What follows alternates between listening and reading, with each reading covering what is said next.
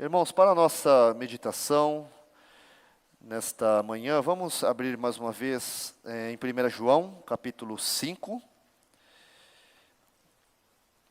1 João, capítulo 5. Nós leremos o verso 1. E hoje falaremos da segunda parte deste versículo. Na última vez que nós pregamos em João, falamos da primeira parte. Hoje falaremos da segunda parte do primeiro versículo de 1 João 5.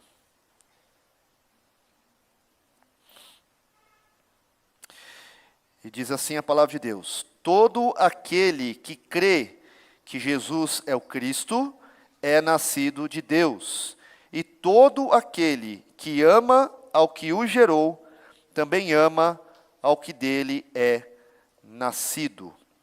Essa é a segunda parte.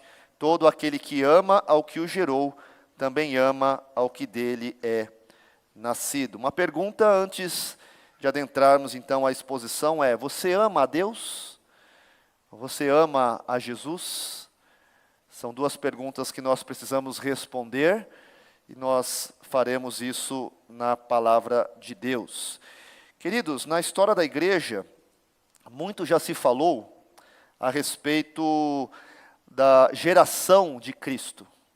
Se Cristo foi gerado, se Cristo foi criado, se Cristo é eterno, se Cristo veio a existir na encarnação. Muitas discussões já aconteceram na história da igreja. E aqui nós temos um grande assunto a tratarmos, né? Todo aquele que ama ao que o gerou. Deus gerou Jesus, mas em que sentido? Né? Se você ama a Deus, ama também aquele que foi gerado por Deus. Então, na história da igreja, nós temos algumas discussões. Mais especificamente, no ano 325, o imperador Constantino, ele convocou o primeiro concílio, chamado de Concílio Universal, para ali tratar muitos assuntos relacionados à fé cristã. E um destes assuntos, neste concílio, conhecido como Concílio de Nicéia, um desses assuntos era o assunto da controvérsia ariana, ou a heresia ariana. E essa controvérsia, ou essa heresia ariana, veio de um homem chamado Ário. Ário foi um presbítero de Alexandria, e ele foi responsável por formular esta heresia, ou as teorias, ou a doutrina, ou a teologia, né, conhecida como ariana. E é uma doutrina que nega a plena divindade do Filho. Nega Jesus como divino. E sustentava que Cristo era um ser criado e finito, um pouco mais elevado do que a criação, mas não deixava de ser criado. Um ser criado inferior ao Pai. Então, podemos pensar assim como um ser intermediário. A criação, Deus e Jesus, como um ser superior à criação, mas inferior a Deus Pai. Esta é a heresia ariana. As suas ideias poderiam ser resumidas em 3 proposições. Primeira, o verbo divino não é eterno. Segundo, foi criado no tempo por Deus Pai. 3, é chamado Filho de Deus apenas por metáfora. Não é de fato Filho de Deus, apenas por uma consideração, ou por um respeito, ou pelo seu ministério, pelo seu poder, apenas assim. E aí no concílio de Nicéia, Constantino, então ele faz essa convocação, e vem bispos de várias regiões ali, de várias partes daquela região. E somente os bispos tinham direito à palavra, a não ser, é claro, o próprio imperador. O imperador e os bispos.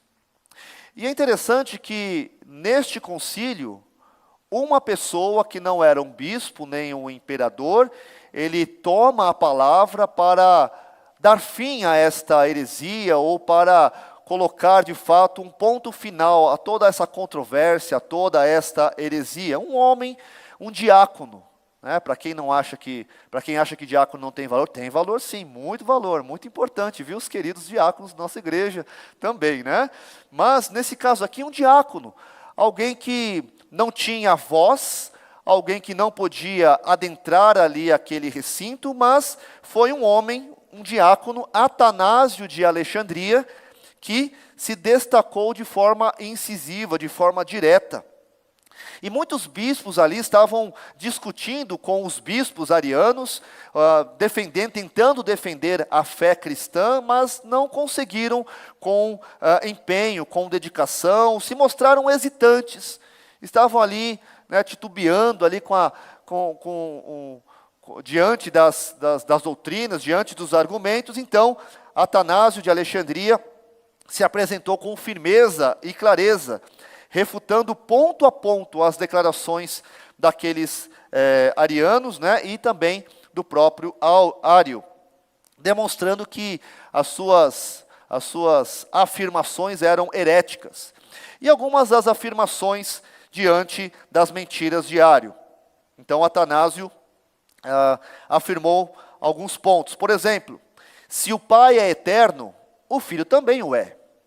Se houvesse um tempo em que o Filho não existia, haveria igualmente um tempo em que Deus não era Pai, o que contraria a eternidade divina. Segundo ponto, a geração do Filho não ocorre no tempo, mas na própria essência do Pai. Então, o Filho é gerado, não significa que ele foi feito. Não é isso.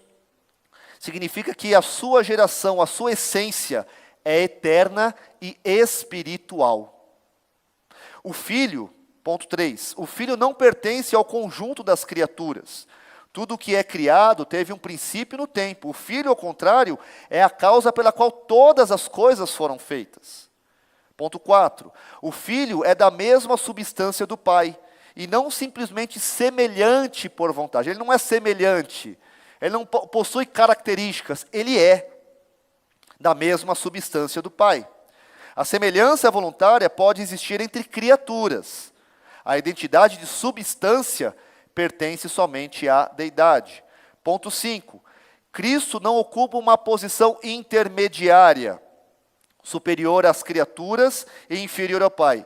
Ele é verdadeiro Deus. Se o Filho fosse criatura, ponto 6, adorá-lo seria idolatria. Contudo, a igreja sempre prestou culto a Cristo. Se ele não fosse Deus, a igreja teria caído em idolatria desde os apóstolos. Ponto 7. A salvação é obra exclusivamente divina. Portanto, o Filho deve ser Deus, pois uma criatura não pode regenerar criaturas. Ponto 8. A encarnação exige a plena divindade do Verbo.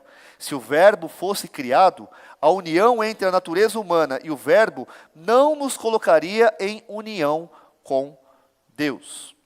E deste concílio, então, foi formulado um credo que posteriormente foi revisado em Constantinopla, e esse credo, então, fica conhecido como Credo Niceno-Constantinopolitano. E este credo, ele afirma o seguinte: creio em Deus, Pai Todo-Poderoso, Criador do céu e da terra, e de todas as coisas visíveis e invisíveis, em um Senhor Jesus Cristo, o unigênito Filho de Deus, gerado pelo Pai antes de todos os séculos, Deus de Deus, luz da luz, verdadeiro Deus de verdadeiro Deus, gerado, não feito, de uma só substância com o Pai, pelo qual todas as coisas foram feitas, o qual por nós, homens, e por nossa salvação, desceu dos céus, foi feito carne pelo Espírito Santo, da Virgem Maria, e foi feito homem. O credo, ele continua apenas até aqui, é necessário. Posteriormente, no século XVII, houve também uma assembleia, a Assembleia de Westminster. A confissão de fé de Westminster é um dos nossos símbolos de fé. Se você ainda não sabe a respeito dos símbolos de fé, procure um dos pastores, presbíteros, a liderança, para que você tenha tire essa dúvida a respeito dos símbolos. O que é o símbolo de fé? Por que nós temos esses símbolos de fé? E no nosso símbolo de fé, Confissão de Fé de Westminster, no capítulo 2, verso 3, declara que na unidade da divindade há 3 pessoas, de uma mesma substância, poder e eternidade. Deus Pai, Deus o Filho, Deus o Espírito Santo. O Pai não é de ninguém, não é gerado nem procedente. O Filho é eternamente gerado do Pai. O Espírito Santo é eternamente procedente do Pai e do Filho. Então, este termo gerado pode trazer uma certa confusão na nossa mente, mas se algo é gerado, algo anterior a ele veio, ou seja, ele foi criado. Não é nesse sentido. O sentido de gerado no sentido teológico, no sentido onde nós apontamos que Jesus, ele não tem início, ele é eterno, ele tem ele é da mesma substância, ele é da mesma essência de Deus. Ou melhor, ele é Deus. Então, quando falamos a respeito de geração, falamos deste ser maravilhoso, glorioso, o nosso Deus, que não tem início, não surgiu no tempo, não foi criado como as criaturas, mas existe eternamente com o Pai, compartilhando desta mesma essência, a essência divina. Gerado não indica começo, mas indica uma relação eterna e perfeita dentro da própria vida de Deus, na qual o Filho é eternamente Filho e o Pai é eternamente Pai. Então, o termo gerado traz essa distinção da criação. Geração, o Senhor Jesus, Cristo, Ele é Deus, eternamente. Ele foi gerado na eternidade, ou seja, Ele é infinito, Ele é eterno, não tem início, não tem fim, Ele é da mesma essência do que o próprio Deus, o nosso Pai, não é gerado, não foi feito, ou melhor, não foi feito, da mesma substância, e esta é a nossa confissão. Para nós soa uma certa dificuldade, mas quando nós pensamos na essência, quando nós pensamos na eternidade, isso facilita a nossa compreensão. E alguns textos da palavra de Deus vai falar a respeito desta eternidade, vai falar a respeito desta essência que o Senhor Jesus tem, a mesma essência que o Pai. Nesta relação de Pai e Filho, os dois são um, ou melhor, os 3 são o mesmo Deus. E a palavra de Deus vai falar a respeito destas gloriosas verdades defendidas no passado. Por exemplo, João capítulo 1, versos 1 e 3 diz que no princípio era o Verbo estava com Deus e o Verbo era Deus. Ele estava no princípio com Deus, todas as coisas foram feitas por intermédio dele, e sem ele nada do que foi feito se fez. João 1,14 diz que o Verbo se fez carne e habitou entre nós, cheio de graça e de verdade, e vimos a sua glória, glória como do unigênito do Pai. Verso 18 de João 1, ninguém jamais viu a Deus, o Deus unigênito, que está no seio do Pai, é quem o revelou.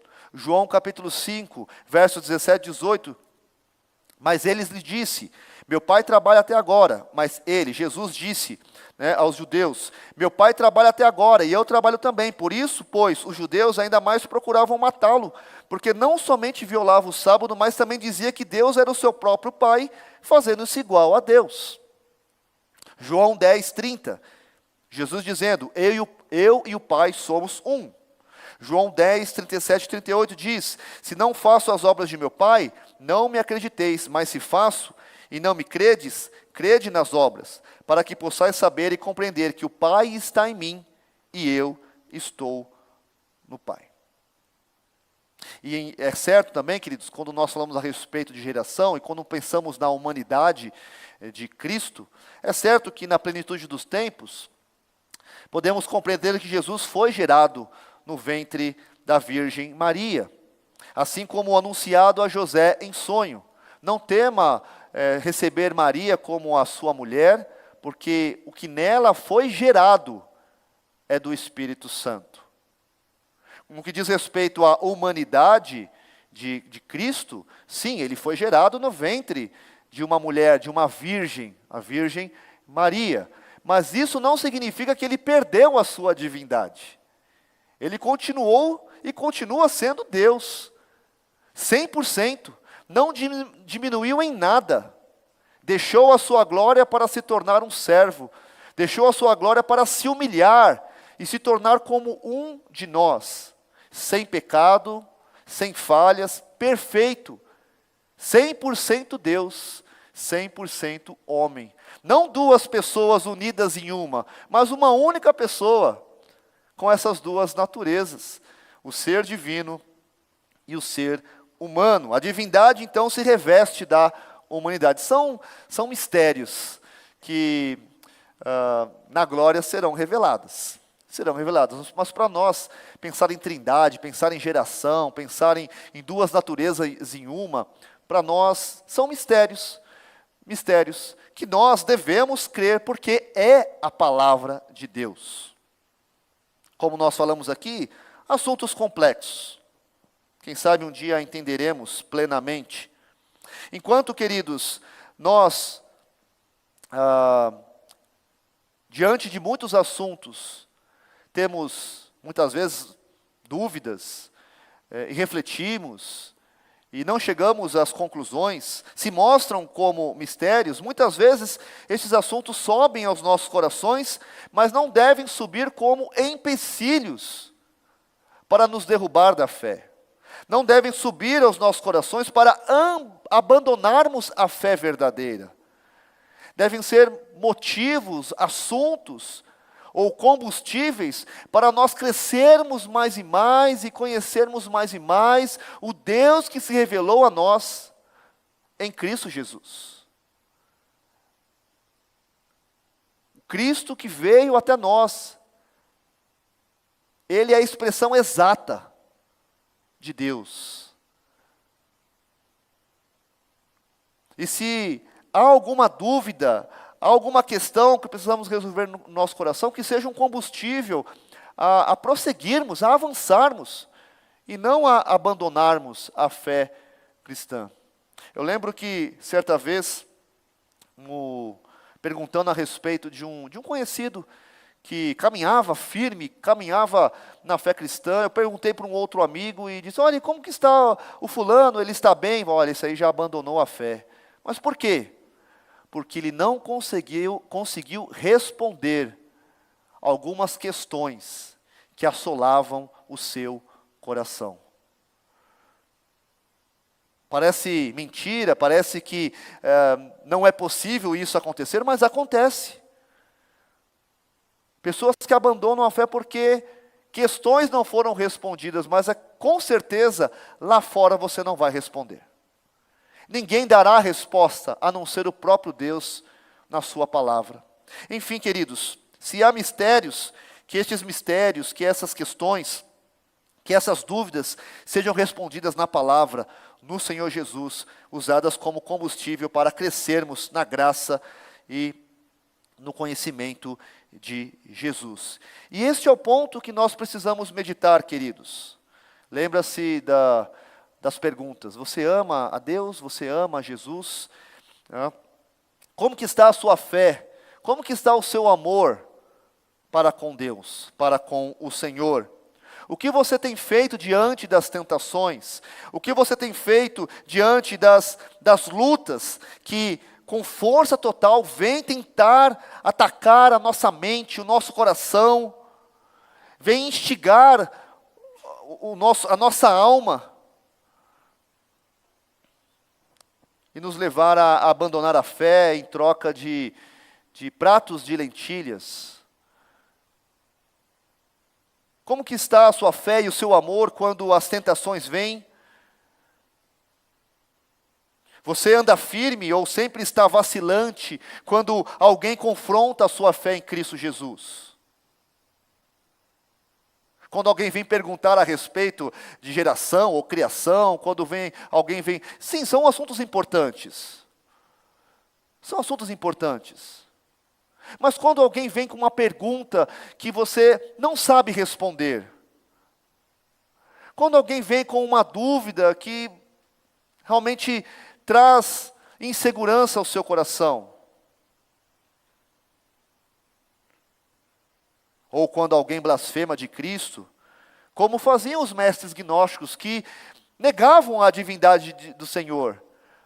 Como pode o ser divino, o ser perfeito, santo, puro, habitar numa carne corrupta, má, cheia de pecados? Eles negavam a encarnação. E assim negavam o poder de Deus. Quando alguém blasfema de Cristo, quando um mestre gnóstico ou um falso profeta vem e fala atrocidades a respeito da sua fé, como que está a sua fé e o seu amor diante desses ataques? Será que você se levanta como arauto do Senhor ou você abaixa a cabeça, sai de lado para não criar conflitos ou problemas para você?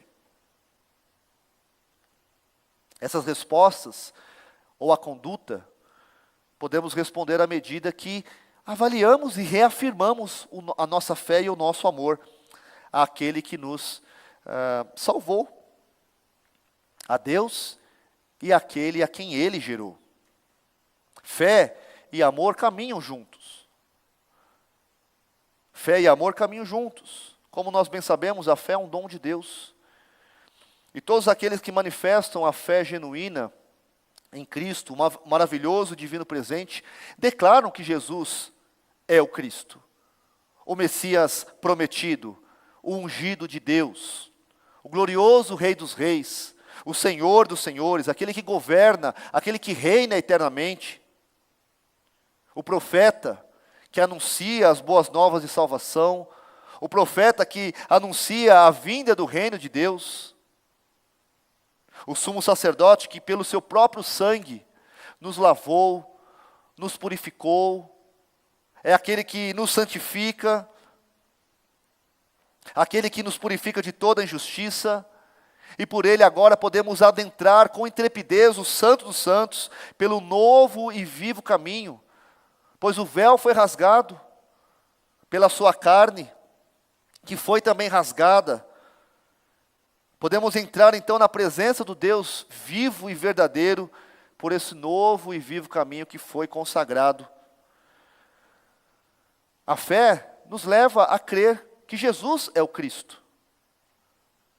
Mesmo diante das dúvidas, mesmo diante das questões que nós não conseguimos responder, esta é a fé que foi entregue aos santos. E estes mesmos que foram eficazmente chamados de modo irresistível por Deus, devem agora manifestar esta fé por meio do amor. Como nós vimos na última pregação, todo aquele que crê, fé, que Jesus é o Cristo, é nascido de Deus. Isso é suficiente.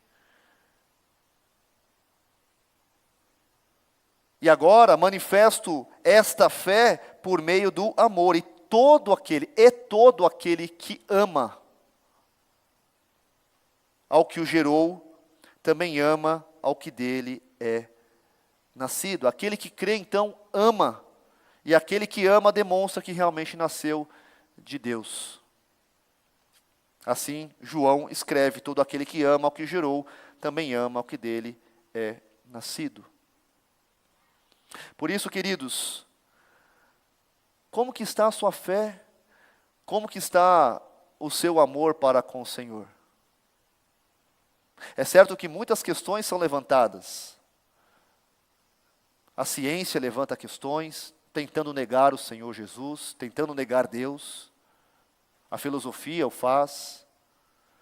O mundo o faz, com a sua relativização da verdade. Cada um tem uma verdade, cada um tem um estilo de vida, você não tem nada a ver com isso, cada um vive do modo como quer, cada um adora quem deseja adorar, cada um vive do modo como deseja. As manifestações culturais,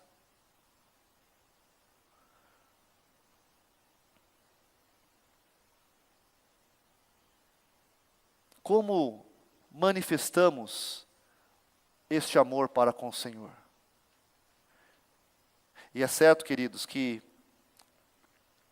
mesmo que a ciência, mesmo que a filosofia, mesmo que qualquer outra pessoa, o mais poderoso deste mundo, venha trazer argumentos ou forçar a sua vida e o seu coração a abandonar a fé,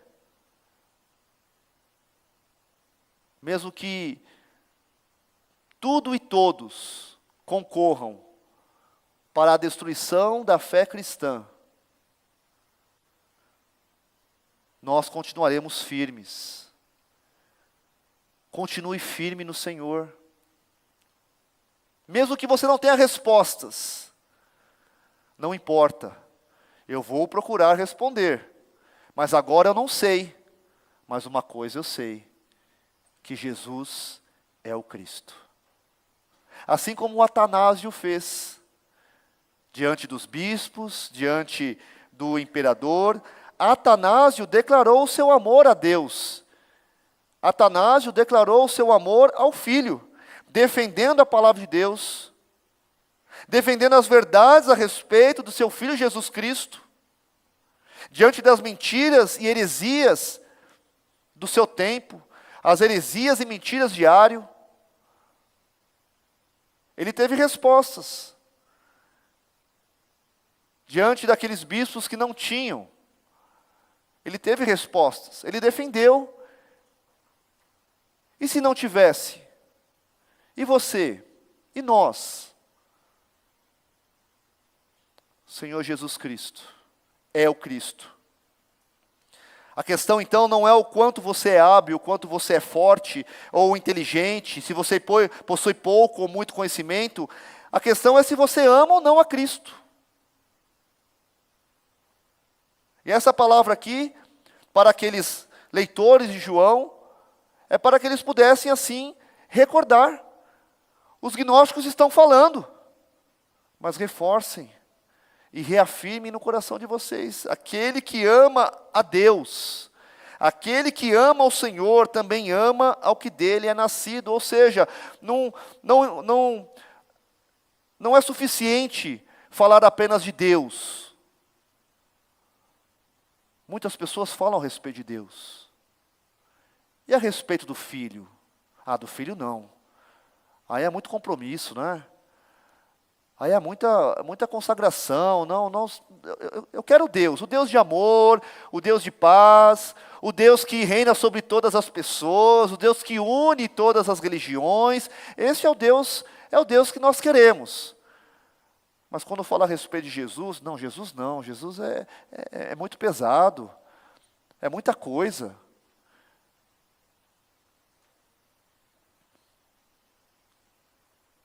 A questão então, queridos, não é se você fala de Deus, se você é hábil, forte, inteligente, possui pouco ou muito conhecimento, a questão é se você ama ou não a Cristo. Se você se coloca à disposição a servir, adorar, defender a sua fé, diante dos inimigos da cruz de Cristo.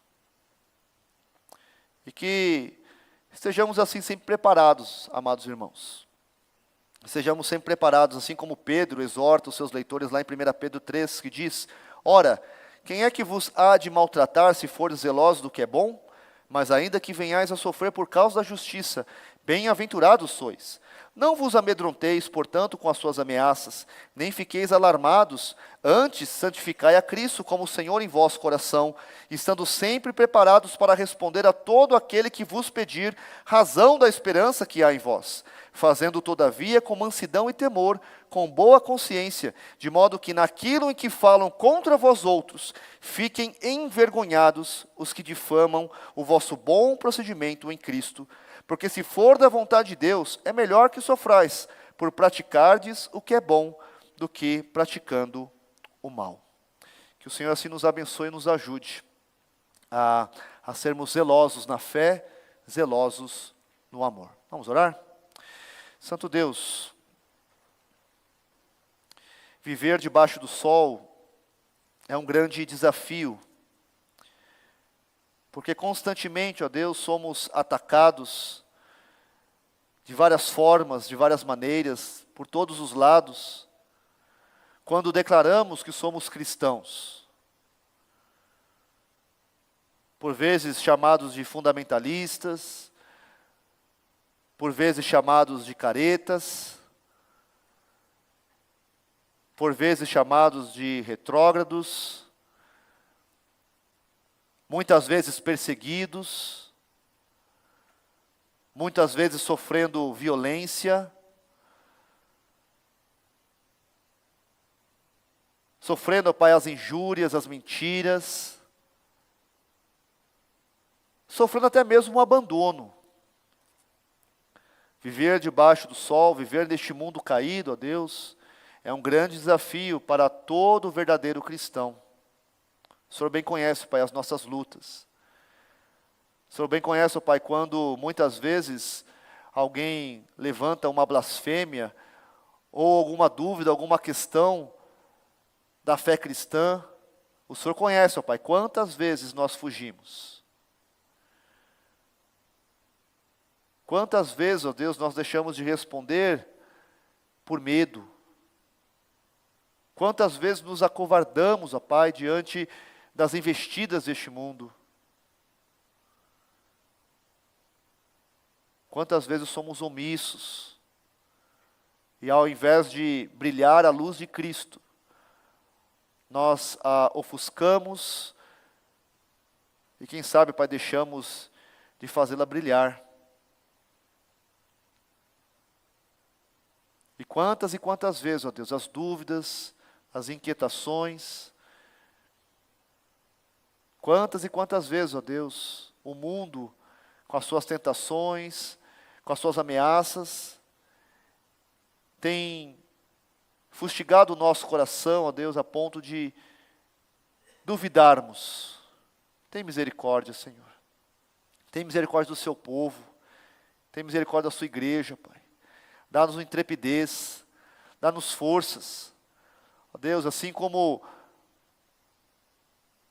os do passado, homens de fé, fizeram, ó Deus, se levantaram e sofreram, ó Pai, as angústias deste mundo, ó Pai, mas lutaram até o fim e venceram em Cristo Jesus. Quantos e quantos deram as suas vidas por amor a Cristo? E o nosso exemplo maior, o nosso caminho a ser seguido, Jesus, o próprio Cristo, nas mãos dos malfeitores, suportou a dor, o sofrimento, suportou a morte de cruz. Foi exaltado sobremaneira e recebeu um nome que está acima de todo nome. Ó Santo Deus, dá-nos essa coragem, Pai. Dá-nos essa intrepidez. Dá-nos forças, convicção da nossa fé, a fé que o Senhor entregou a cada um de nós. Fortalece o nosso amor, o amor que nós temos pelo Senhor. Ó Deus, ajuda-nos, Pai. Precisamos de Ti. E confiantes em Ti nós oramos, pedindo perdão, pedindo restauração, pedindo forças, pedindo graça. E assim nós oramos, no nome santo de Jesus. Amém.